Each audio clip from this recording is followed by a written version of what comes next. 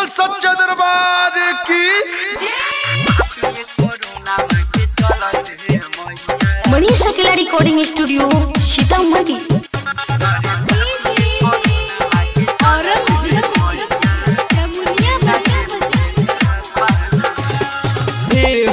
हरिया रौरी दुहरिया कहीं से के करिए दहरा सहनामा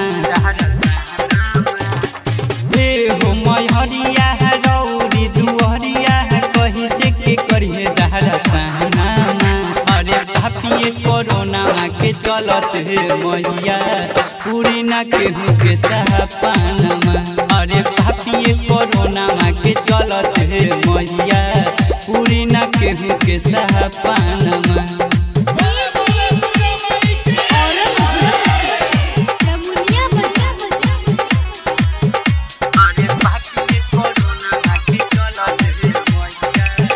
मिक्स बाय मनीष अकेला।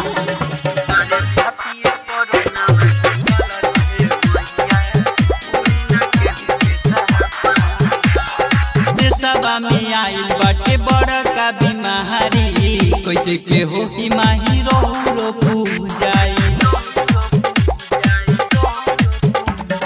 देशवा में आइल बाटे बड़ा का बीमारी कैसे के हो ही माही रो पूजाई।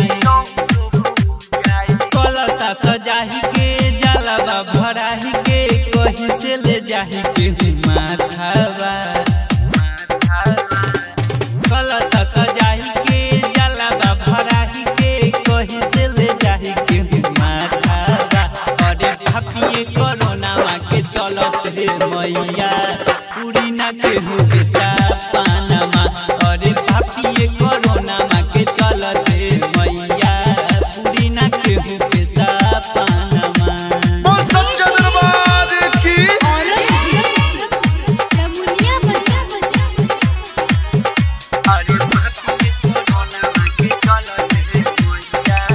मिक्स बाय मनीष अकेला।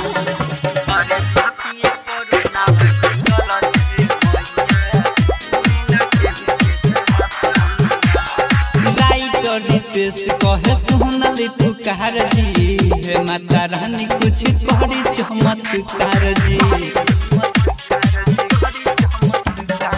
अनुराग आयुष कहे सुनली पुकार जी हे माता रानी कुछ करी चमत्कार जी।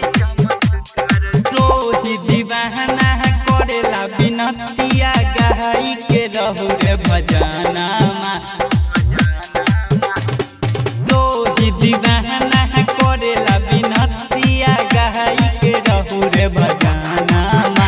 अरे भापिए कोरोना के चलत है मैया पूरी ना केहू के सपनामा। अरे भापिए कोरोना के चलत है मैया पूरी ना केहू के सपनामा। मनीष अकेला रिकॉर्डिंग स्टूडियो सीतामढ़ी।